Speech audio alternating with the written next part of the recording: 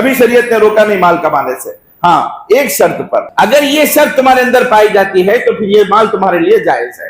تمہارا کمانا، تمہارا محنت کرنا، تمہارا جمانا سب کچھ جائز ہے. وہ شرط کیا ہے؟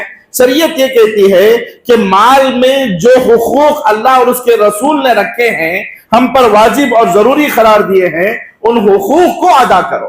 مال کمانے سے نہیں روکا گیا، مال جمانے سے نہیں روکا گیا، مال پراپرٹی بناتے جاؤ کوئی بات، لیکن شریعت کس بات کا حکم دیتی ہے؟ شرط کیا ہے؟ شرط یہ ہے کہ مال میں جو حقوق اللہ اور اس کے رسول نے رکھے ہیں ان حقوق کو ادا کرو.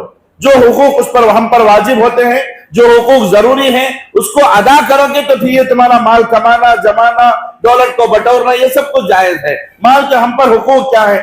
سال میں ایک مرتبہ جو کمایا ہے اس کی زکوٰۃ نکالنا ہے. سال میں ایک مرتبہ جو کچھ کما رہے ہو، جما رہے ہو، دکانیں چلا رہے ہو، بزنس کر رہے ہو، کاروبار جو بھی تم نے کمایا ہے، سال میں ایک مرتبہ اس کی زکوٰۃ نکالنا ہے. یہ واجب اور ضروری ہے.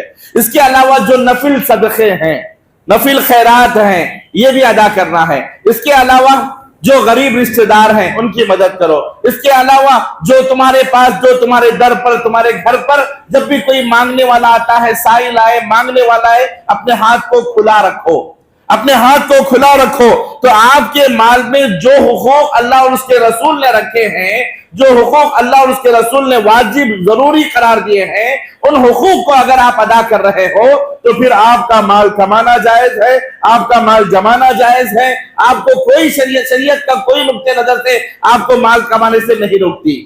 میرے عزیز ساتھیوں، بلکہ شریعت تو یہ کہتی ہے، بلکہ شریعت، اللہ اکبر، بعض اوقات ایسا لگتا ہے کہ بعض علماء اکرام مال کے سلسلے میں آئی ہوئی حدیثوں کو ایسا پیش کرتے ہیں، مال کے سلسلے میں جو حدیثیں آئی ہوئی ہیں ان کو ایسا پیش کرتے ہیں، ایسا پیش کرتے ہیں، کبھی کبھار ان بیانوں کو سننے کے بعد ایسا لگتا ہے کہ یہ جو اسلام ہے، یہ اسلام بس غریبوں اور فقیروں کا مذہب ہے. ہوتا ہے نا جی، اتنا اسے گھول دیتے ہیں بیان کو، یا پھر ایسے بیان کرتے ہیں لوگوں کے سامنے. ان بیانوں کو سننے کے بعد ایسا لگتا ہے کہ یہ اسلام، یہ دین اسلام، یہ مذہب اسلام بس غریبوں، فقیروں، مسکینوں کا مذہب ہے. یہاں غریب پیدا ہو کر کے غریب ہی مرنا ہے. نہیں میرے عزیز ساتھیوں، غریب پیدا ہوئے بھی تو غریب مرنے کو شریعت نہیں کہتی، امیر ہو کر کے مرو. کیا بول رہے ہیں اللہ کے نبی؟